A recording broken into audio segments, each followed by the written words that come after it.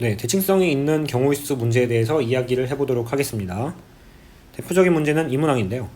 2020년 10월에 실시된 서울특별시 교육청 고3 모의고사에서 30번 문제였던 걸로 기억을 합니다. 킬러 문제였고요. 이 문제를 읽어보면 가번 조건은 그냥 ABC의 범위를 정해주는 거니까 크게 어려울 건 없어요. 그냥 나번 조건이 좀 어렵죠. 나번 조건을 일단 읽어보면 이게 이제 얘기하는 게 가장 긴 애 있잖아. C가 짧은 애들의 변의 길이의 합보다는 작아야 된다라는 얘기를 하고 있다는 사실을 알 수 있어요. 그러니까 이 문제는 결국엔 ABC가 있는데 A가 이제 B보다 작고 B가 C보다 작은데 A랑 B를 더했더니 C보다 커지도록 하는 그런 순서상의 개수를 다 세달라 이렇게 이야기를 하고 있는 문제예요. 그죠? 근데 이제 얘를 잘 보면 이게 좀 짜증이 난단 말이야. A 더하기 B가 C보다 커야 될 이유는 없잖아요. 사실은 아무렇게나 골랐을 때. 그래서 쟤를 가지고 장난을 좀 칩니다. 장난을 치는데 만약에 A 더하기 B가 C보다 커야 되는데 C보다 크지 않고 C보다 작았다고 해볼게요. C보다 작다고 하면 그럼 이런 A, B, C의 순서상이 있을 거 아니야? 이런 경우가 있잖아.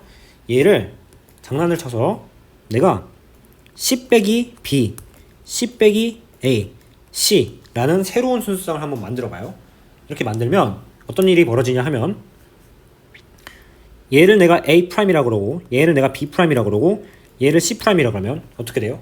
대소가 정확하게 이렇게 되죠. 맞나요? 그렇죠. 그 다음에 C가 20보다 작거나 같다고 했으니까 이게 20보다 작거나 같은 것들도 자동빵으로 완성이 됩니다. 그 다음에 어떤 일이 일어나냐면 그러니까 C 빼기 B 더하기 C 빼기 A를 하면은 이게 이제 이 C에서 A 더하기 B를 뺀 건데 A 더하기 B가 지금 C보다 작다 그랬거든? 그럼 이게 20 빼기 C보다 커야 될 거 아니야. 그러니까 이게 C보다 커지게 되죠. 그러니까 내가 얘를 A'이라 그랬고 얘를 B'이라 그랬으니까 그리고 얘는 그냥 C'이니까 A 더하기 B'이 C'보다 커지는 그런 좋은 순서상이 만들어집니다. 그러니까 A 더하기 B가 C보다 작게 되는 순서상의 개수랑 A 더하기 B가 C보다 커지게 되는 순서상의 개수는 1대1 대응이 되는 거예요. 어떻게? 그냥 A, B, C가 있으면 얘를 C 빼기 B, C 빼기 A, C로 그냥 보내주면 된다. 그럼 이게 당연히 1대1 대응 함수니까. 그러니까 어떻게 되는 거예요? 우리가 원래 구하고 싶었던 A 더하기 B가 C보다 커지도록 하는 그런 순서상의 개수는 A 더하기 B가 C보다 작도록 하는 순서상의 개수랑 그냥 완전하게 같다. 그럼 어떻게 하면 돼요 이제? 전체 경우에 이제 답을 구하려면 전체 경우에서 A 더하기 B가 C보다 크지도 않고 작지도 않으니까 C랑 정확하게 같은 경우를 빼면 뭐가 되냐면 A 더하기 B가 C보다 커지는 경우랑 A 더하기 B가 C보다 작아지는 경우의 합이 되는데 그 두 경우가 경우의 수가 같다 그랬잖아. 그러니까 얘를 절반으로 나눠주면 되겠죠. 그죠? 근데 이제 얘를 절반으로 나눠줄 때 전체 경우의 수는 그냥 A 더하기 B 이런 거 신경 안 쓰고 A, B, C의 순서만 정해져 있을 때 가장 큰 애가 20보다 작거나 같도록 하는 그런 경우의 수니까 그냥 20개의 숫자 중에서 3개를 골라요.